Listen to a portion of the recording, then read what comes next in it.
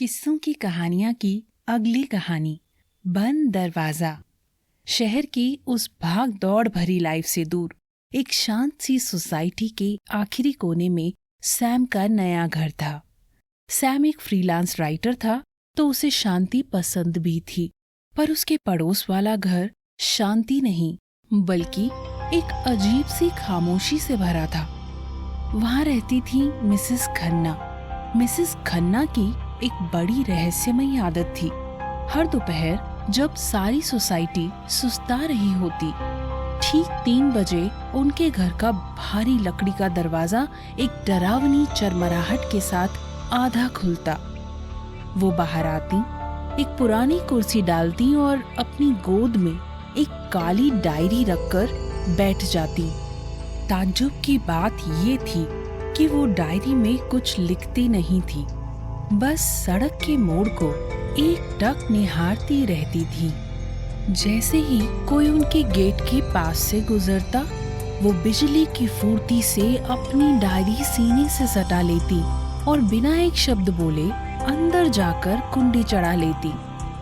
पूरी सोसाइटी में अफवाहों का बाजार गर्म था। कोई कहता वो किसी पुराने जासूसी केस से जुड़ी हैं, तो कोई कहता कि उस डायरी में कोई खतरनाक कोड लिखा है।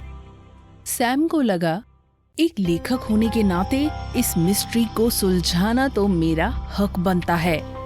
एक दोपहर सैम ने ठान लिया। वो दबे पांव उनके घर की झाड़ियों के पीछे छुप गया। ठीक 3 बजे दरवाजा खुला। मिसेस खन्ना बाहर आई। उनका चेहरा आज कुछ ज्यादा ही गंभीर था। तभी अचानक मौसम ने करवट ले ली और हवा का एक ऐसा जोरदार झोंका आया कि मिसेस खन्ना के हाथ से वो डायरी छूटकर सड़क पर जा गिरी। सैम अपनी जगह से उछला और लपककर डायरी उठा ली। उसे लगा आज सारे राज खुल जाएंगे। उसने जैसे ही डायरी का पहला पन्ना पलटा, उसकी धड़कनें तेज हो गईं। वहाँ कोई जासूसी कोड नहीं था, बल्कि एक नन्हे बच्चे के हाथ से बनी हुई टेढ़ी मेढ़ी ड्राइंग थी और उसके नीचे लाल स्याही से एक तारीख लिखी थी जो आज की ही थी। सैम हैरान रह गया। तभी मिसेस खन्ना उसके सामने आकर खड़ी हो गई। उनकी आंखों में इस बार डर नहीं बल्कि एक अजीब सी उम्मीद थी। देख लिया राज? उन्होंने धीमी आवाज में पूछा। सैम ने हिचकिचाते हुए पूछा, आंटी, ये सब क्या है? ये डायरी, ये 3 बजे का वक्त, सब इतना सीक्रेट क्यों है? मिसेस खन्ना ने उसे अंदर आने का इशारा किया। घर के अंदर का नजारा किसी टाइम कैप्सूल जैसा था। उन्होंने बताया, बेटा, मेरा पोता जब 5 साल का था ना, तो उसने इसी दिन और इसी वक्त मुझसे एक वादा किया था। उसने इस डायरी के आखिरी पन्ने पर लिखा था कि वो बड़ा होकर ठीक 3 बजे अपनी गाड़ी से इस मोड़ पर आएगा और मुझे दुनिया की सैर पर ले जाएगा।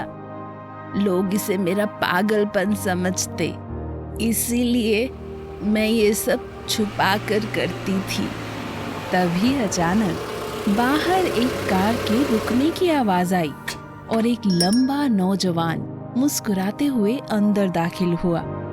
दादी, आपने दरवाजा खुला रखा, शुक्रिया। सैम को अपनी सस्पेंस थ्रिलर वाली सोच पर हंसी आ गई, जिसे वो एक खतरनाक राज समझ रहा था। वो तो दरअसल सालों पुराने एक मासूम वादे का खूबसूरत इंतजार था।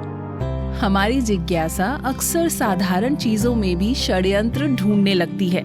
हम दूसरों के व्यवहार को अपने हिसाब से जज करने लगते हैं, पर असल में हर इंसान के पास अपने किसी वादे या याद को सहेजने का एक अपना निजी तरीका होता है। ऐसी ही और कहानियों के लिए चैनल को सब्सक्राइब करके वीडियो को लाइक और शेयर करना ना भूलें।